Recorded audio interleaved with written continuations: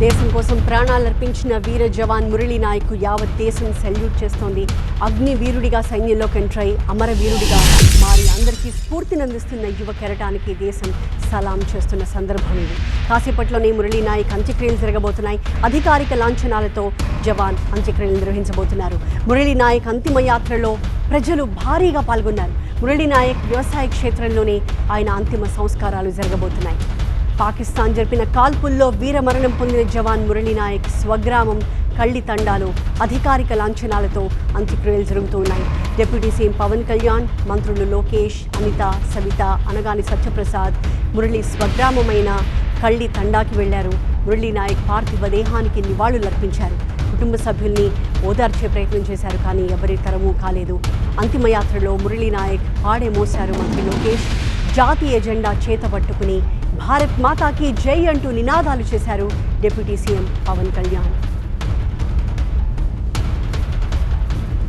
2022లో అగ్నివీర్ జవాన్గా సైన్యంలో చేరిన మురళీ నాయక్ ఇప్పటి వరకు 2.5 ఏళ్లు మాత్రమే సర్వీస్ పూర్తి చేసుకున్నాడు.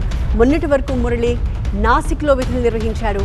ఆపరేషన్ సింధూర్ స్టార్ట్ అయిన తర్వాత మురళీని నాసిక్ నుంచి జమ్మూ కాశ్మీర్కి పిలిపించారు ఆర్మీ అధికారులు.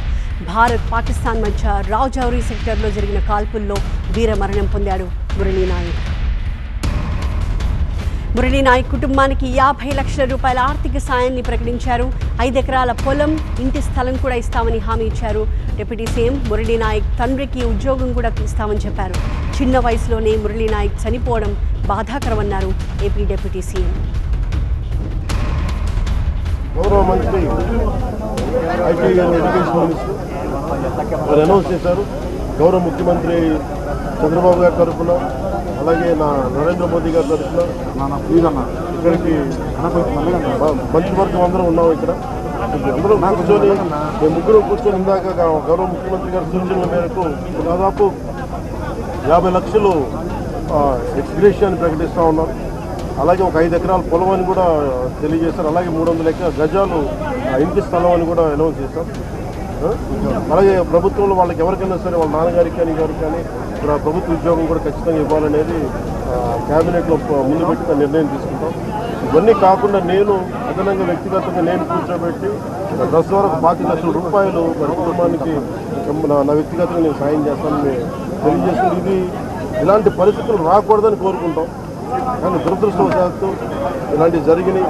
మనం అందరం ఇలాంటి పరిస్థితుల్లో భారతదేశ ప్రభుత్వానికి, ప్రధానమంత్రి గారికి, అగ్ర నాయకత్వానికి, ఆర్మీకి, నేవీకి, ఎయిర్ ఫోర్స్కి, ఎంటైర్ డిఫెన్స్ ఫోర్సెస్కి ఇది మనం అండగా ఉండాల్సిన సమయం.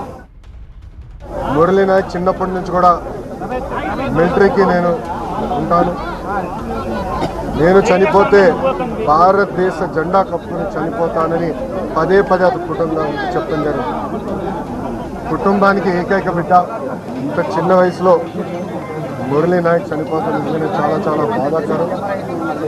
ఆ కుటుంబానికి అటు కేంద్ర ప్రభుత్వం, ఇటు రాష్ట్ర ప్రభుత్వం అండగా నిలబడుతుంది. గౌరవ ముఖ్యమంత్రి గారు నాతో మాట్లాడారు. ఉప ముఖ్యమంత్రి గారు, అదేవిధంగా హెల్త్ మంత్రి మన సత్యకుమార్ గారితో మాట్లాడి ఆ కుటుంబానికి ప్రభుత్వం నుంచి ఆర్థిక సాయం కింద 50 లక్షల రూపాయలు, దాంతోపాటు 5 ఎకరాల భూమి, ఇల్లు కట్టుకునేదానికి 300 గజాలు ప్రభుత్వం అందజేస్తాం జరుగుతుంది. అంతేకాకుండా కుటుంబాల కోరిక మేరకు కుటుంబంలో ఎవరికైనా ఉద్యోగం ఇస్తే, ప్రభుత్వ ఉద్యోగం ఇస్తే బాగుంటుందని అడిగారు. కుటుంబంలో అంటే బిడ్డలు ఎవరు లేరు, ఒకే బిడ్డ కనుక తండ్రికి ప్రభుత్వ ఉద్యోగం ఇవ్వాలనేది కూటమి ప్రభుత్వం నిర్ణయిస్తాం జరిగింది.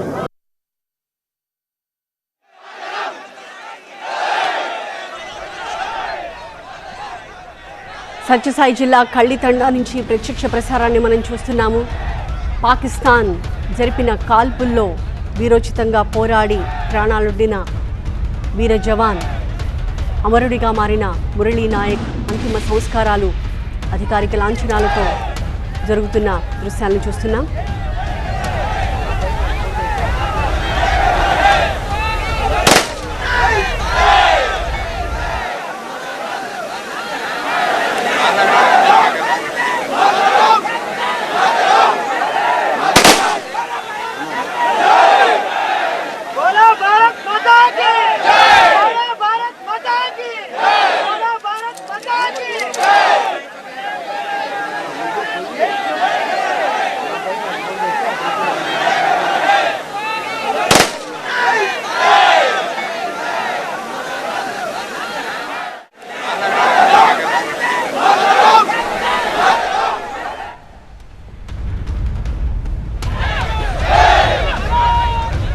సత్యసాయి జిల్లా కళ్ళితండా నుంచి ప్రత్యక్ష ప్రసారాన్ని మనం చూస్తున్నాము.